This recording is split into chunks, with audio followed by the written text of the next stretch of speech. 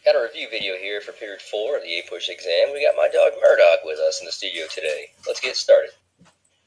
At the turn of the century, a new American identity began to take shape. The U.S. developed the world's first mass democracy and began to establish a national culture while defining their democratic ideals and reforming their institutions to match them. Spurred on by nationalism, the country experienced growth both in national character and geographic boundaries. Grassroots reform movements challenged the norm, foreshadowing future efforts of the progressive era. That trend paralleled the democratization of American politics as the hero of the Battle of New Orleans emerged as the first frontier president. Andrew Jackson, for good or for bad, helped define the role of the American presidency. In challenging both the Bank of the U.S. and the Supreme Court, Jackson firmly established the presidency as a pillar of the American government. Critics called him a king, and a new political party emerged following the era of good feelings. Following the Louisiana Purchase, the United States fought multiple wars to secure their future. In 1812, the British were back in the mix. Stated reasons for the war typically include British impressment of American sailors. The war essentially ended in a draw, as no territory changed hands afterwards, and no mention was made within the Treaty of Ghent regarding free trade or impressment. It was a significant event, however, in that it gave credibility to the young USA, as it successfully fought in a declared war against a European power. A real sense of nationalism emerged after the war as well, a feeling that would slowly be replaced with sectionalism throughout the first half of the 1800s. Coupled with this sense of nationalism was a phenomenon known as manifest destiny. Attempting to define what exactly manifest destiny was has been described by some as tacking jello to the wall. That is to say that one cannot really define what exactly it was. It's safe to say that it was more of an emotion or a mood than a tangible item. It encompassed nationalism, expansion, divine right, optimism, and opportunity. For some, it was the encouragement needed to uproot themselves and to go west. For others, it justified wars of expansion and assimilation of Native Americans. Manifest destiny factored into the election of 1844. The victorious James K. Polk, nicknamed Young Hickory, the protege of Andrew Jackson, embraced manifest destiny, including the annexation of Texas. The issue of Texas illustrated the complexity of national expansion. In addition to conflict with foreign powers, it also involved the extension of slavery. This had previously been dealt with through compromise. The Missouri Compromise of 1820 somewhat tabled the issue for the time being. The compromise, in essence, attempted to maintain the balance between free and slave states, an indication of sectionalism's impact within the Senate. The Missouri Compromise would eventually be overturned by the Kansas-Nebraska Act of 1854. As for Texas, however, it had previously fought and won a war for independence against Mexico. A conflict arose between the USA and Mexico that was related to a boundary dispute. Mexico recognized the Nueces River as Texas's southernmost border, while the USA saw the Rio Grande as the rightful border. American troops had been sent into the disputed territory. Mexican troops attacked those troops on American soil. A notable battle that all APUSH students should know is the Battle of Buenavista. Here, Zachary Taylor earned fame, and he would use that to help propel himself in the presidency in 1848. The Treaty of Guadalupe Hidalgo ended the war, and within it, the USA acquired California and the Mexico Cession, increasing the size of the country by roughly one-third.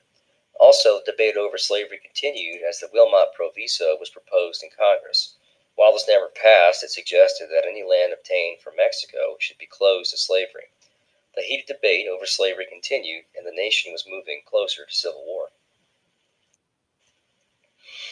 As mentioned above, the nationalism that emerged after the War of 1812 would gradually be replaced by sectionalism. The industrial North, the plantation and agricultural South, and the frontier West all had distinct characteristics that caused their residents to identify with their section more so than with the nation. While the country briefly experienced the era of good feelings, a second-party system would emerge in the early 1800s, perhaps spurred on by the corrupt bargain of 1824, as well as the rise of Andrew Jackson in 1828. The Whigs challenged the Jacksonian Democrats. Led by Henry Clay, their vision for the United States included a new Bank of the USA, federally funded internal improvements, and a new tariff to support and protect American industry. Henry Clay's American system firmly united the Northeast and the West. The bond that those two sections shared now somewhat alienated the South. In period 5, we'll see more of the development of the West, in particular with the spread of slavery in the region.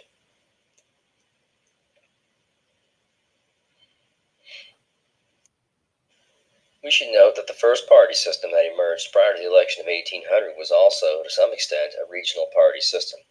The Federalists, led by Alexander Hamilton, favored a stronger centralized government and tended to be from the East. They were likely to have interest in industry and banking. Challenging this were the more rural and Western Democratic Republicans. These backwoods types actually fit Jefferson's ideal Republican citizen. His vision of a nation of farmers was never fully realized, yet did exist to some extent, albeit short-lived. These two parties comprised what is referred to as the first party system. Two direct reasons for their emergence were Hamilton's financial plan and the French Revolution. Hamilton's financial plan included many components, but in a basic sense it sought to put the U.S. on a path to a strong, modernized, and industrial nation. The country also experienced a market revolution in the early 19th century. Think of this as phase one of the Industrial Revolution. Production efficiency was increased significantly. More goods were made outside the home, and entire industries and institutions, such as slavery, were impacted by the market revolution. Eli Whitney's cotton gin made slavery profitable again and revitalized the cotton industry as well. A series of internal improvements were also tied to the market revolution. Essentially, goods that were now being produced outside the home had to be moved about.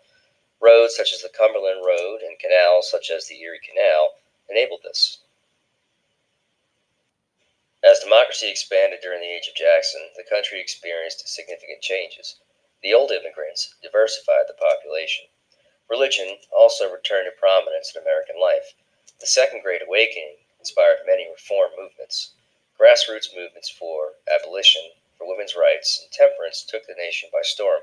Individuals such as Dorothea Dix and Horace Mann led the charge.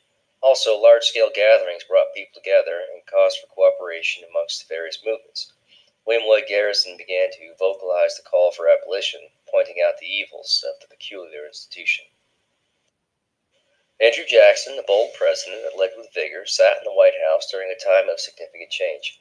The power of the Supreme Court and its role within the government system grew as well. Universal male suffrage made the American political system more democratic. The nation experienced growth, both geographically and in terms of the outlook that we shared. While the South still clung to slavery and its King Cotton, individuals began to challenge the institution on moral grounds. Others fought slavery in the sense that it was literally dividing the country along sectional lines. Attempts at compromise surrounding the issue of slavery were becoming increasingly complicated. Without question, slavery had a polarizing effect on the country. While slavery would dominate the political scene, other sectional differences existed as well. The Nullification Crisis of the 1830s, a reaction to tariff abominations, led South Carolina to bring back an old Jeffersonian idea of states' rights to nullify federal laws. The attempt to assert state sovereignty during a time of federal growth would in fact foreshadow secession and the outbreak of a civil war. Alright, that's it for period 4. Thank you so much for watching. I hope that was helpful. Again, try to take sort of a big picture look at the periods, maybe help you with those essays and contextualization and analysis as well. Take care.